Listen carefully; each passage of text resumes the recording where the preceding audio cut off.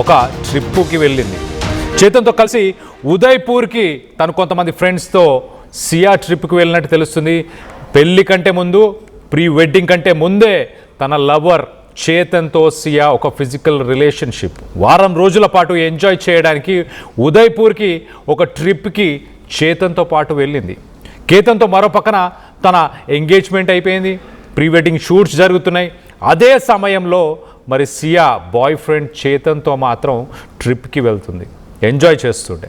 తాను ప్రెగ్నెంట్ కూడా అయినట్లు విచారణలో ఇప్పటిదాకా సియా తెలిపిన నిజాలు.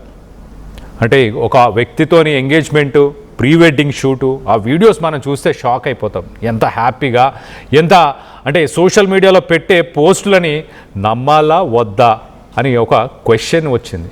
అంతగా అంటే అంత ఇష్టం లేకపోయినా తనని చంపాలనుకున్న కేతన్ని బయటికి మాత్రం చాలా హ్యాపీగా ఉన్నట్టు, ఆనందంగా ఉన్నట్టు సెలబ్రేషన్స్లో ఉంది. మొత్తం మీద తన బాయ్ ఫ్రెండ్ చేతన్తో ఉదయ్పూర్లో ట్రెక్కు వెళ్ళింది, ఎంజాయ్ చేసింది ఒక వారం రోజుల పాటు. అలాగే ప్రెగ్నెంట్ కూడా అయినట్టు తెలుస్తుంది. ఆ తర్వాత అబార్షన్ కూడా చేయించుకున్నట్లు సియా విచారణలో వెల్లడించింది. ఉదయ్పూర్ ట్రిప్కి సంబంధించిన వివరాలన్నింటినీ ఇప్పుడు పోలీసులు ఆరా తీస్తున్నారు. ట్రిప్కి సంబంధించిన ఫొటోస్, మొబైల్ డేటా, డిజిటల్ ఆధారాలని వీటన్నిటిని పోలీసులు పరిశీలిస్తున్నారు. కేసులో కొత్త కోణాలు వెలికి తీస్తున్నారు పోలీసులు అని చెప్పొచ్చు. మొత్తం మీద పూణేకి సంబంధించిన రియల్టర్ కేతన్ మర్డర్ మిస్టరీ 17 కోట్లు ఖర్చు పెట్టి రాజస్థాన్లోని అదే ఉదయ్పూర్ ప్యాలెస్నే బుక్ చేశారు పెళ్లి చేసుకోవడానికి. సో అదే ఉదయ్పూర్లోనే పెళ్లి కంటే ముందే బాయ్ ఫ్రెండ్తో ఒక వారం రోజులు ఎంజాయ్ చేసి వచ్చింది సియా గోయల్.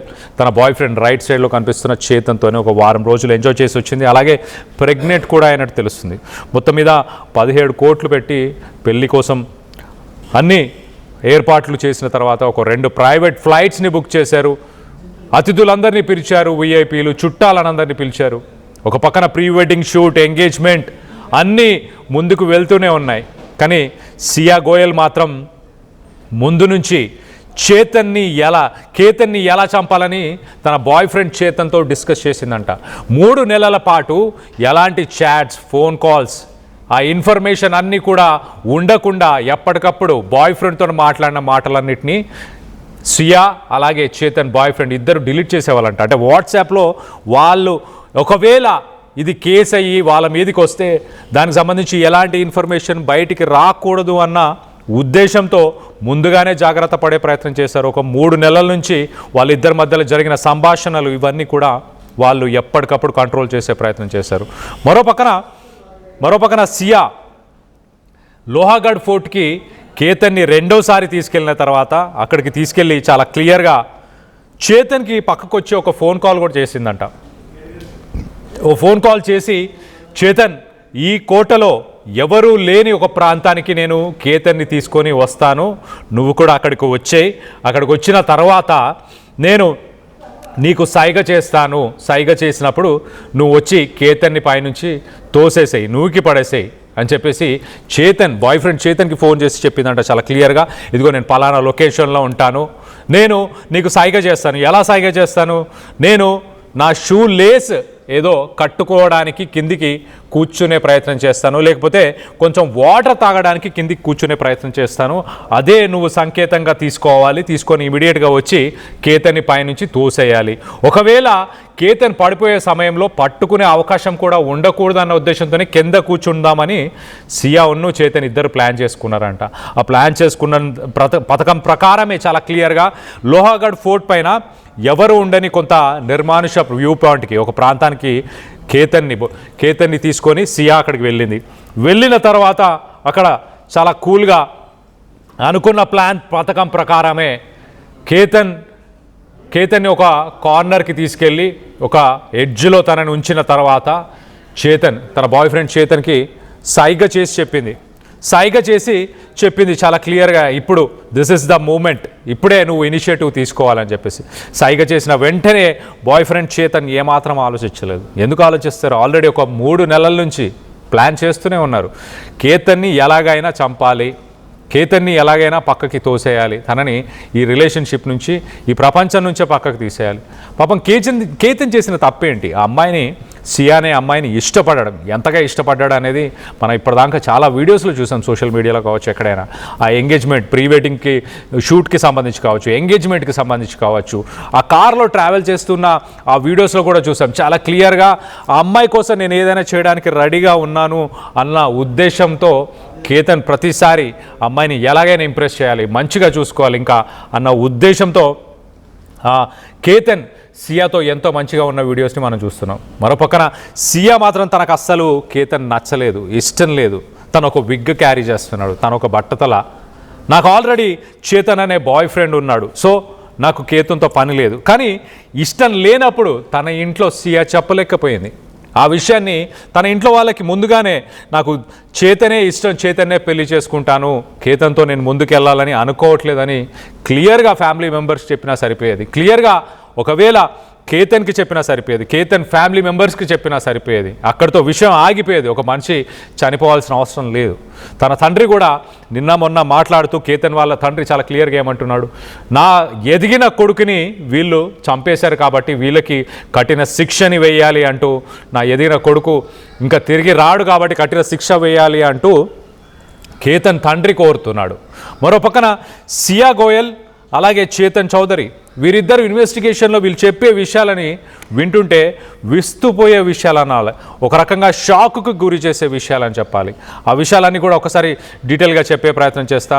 పూణేకి సంబంధించిన రియల్టర్ అని చెప్పొచ్చు కేతన్. మరో పక్కన చాలా ఆర్థికంగా చాలా బలమైన వ్యక్తి అని చెప్పొచ్చు. 600 కోట్లకు సంబంధించిన ఆ బిజినెస్లు, ఆస్తులు ఉన్నాయంటూ చాలామంది చెప్పుకొస్తున్నారు. మొత్తం మీద అంత డబ్బు ఉన్న కేతన్ మరి కొండ అంచు వద్ద నిలబడి ఉన్న సమయంలో మరి ఎవ్వరికీ అనుమానం రాకుండా షూలెస్ కట్టుకోవడానికో లేకపోతే నీళ్లు తాగడానికో ఆ కారణంతో సియా కొంత నేలపైన కూర్చునే ప్రయత్నం చేస్తుంది. అదే సమయానికి ఇదే కేతన్ని తోసేయడానికి సింబల్, ఒక సిగ్నల్ అని చేతన్కి ముందుగానే పక్కకు వచ్చి ఒక ఫోన్ కాల్లో చెప్పింది. దాని తర్వాత ఒక నిర్మానుష ప్రదేశానికి, లోహాగఢ్ ఫోర్ట్లోనే ఒక కార్నర్, ఒక వ్యూ పాయింట్కి తీసుకెళ్ళింది కేతన్ని. అక్కడ కేతన్ నిల్చొని ఉన్నాడు.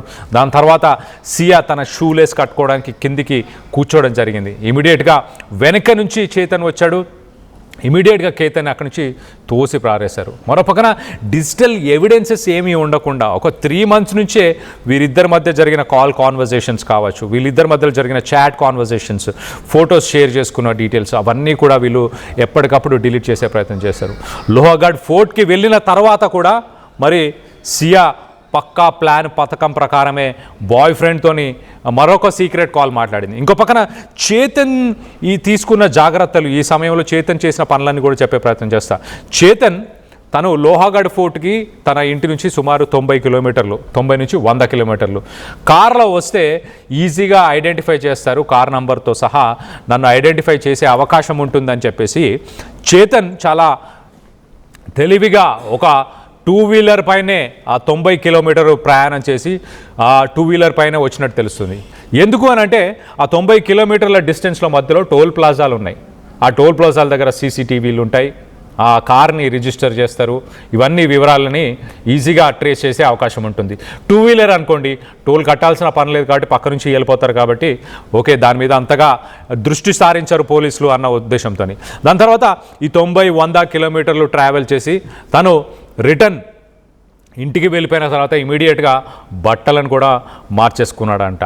మరో పక్కన కేతన్తో ఎంగేజ్మెంట్ కంటే ముందే, ఎంగేజ్మెంట్ అవ్వబోతున్న సమయంలోనే మరి ఈ బాయ్ ఫ్రెండ్ చేతన్తోని ఇంకొంతమంది ఫ్రెండ్స్తోని అదే ఉదయ్పూర్కి సియా గోయల్ ఒక ట్రిప్లో వెళ్ళిందంట. అప్పుడు చేతన్ కూడా ఆ గ్రూప్లో ఉన్నట్టు తెలుస్తుంది. మొత్తం మీద కేతన్ను హత్య చేయడానికి అరగంట ముందు కూడా సియా గోయల్ చేతన్కి సీక్రెట్ కాల్ చేసినట్టు ప్రస్తుతానికి పోలీసులు వెల్లడించారు.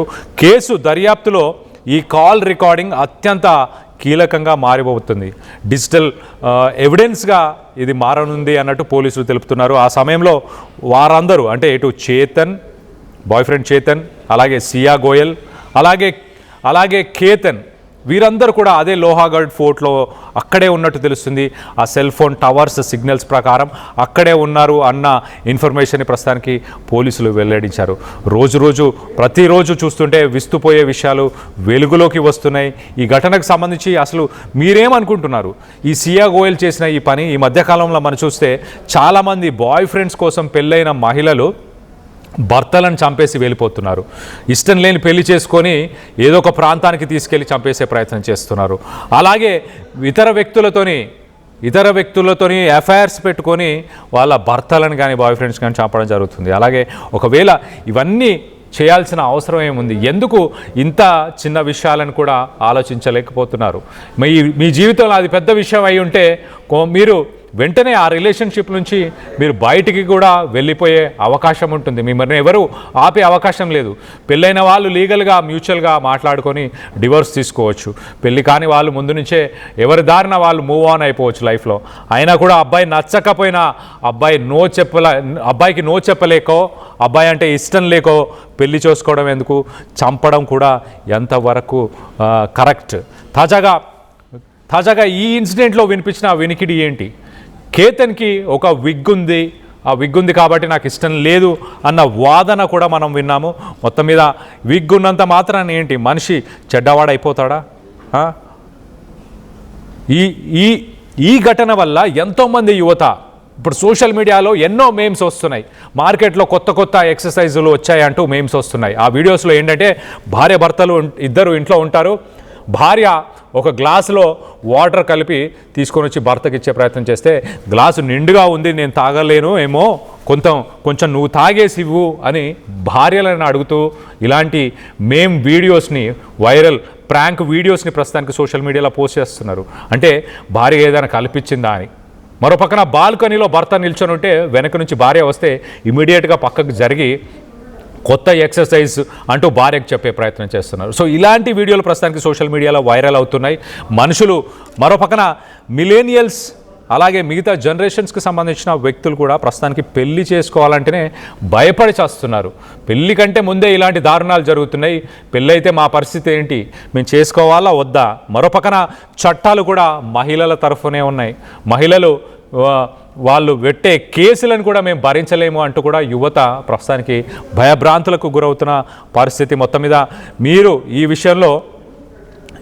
విషయానికి సంబంధించి ఈ ఘటనకు సంబంధించి మీరేమనుకుంటున్నారు? మీ అభిప్రాయాలను కింద కామెంట్ రూపంలో తెలియపరచండి.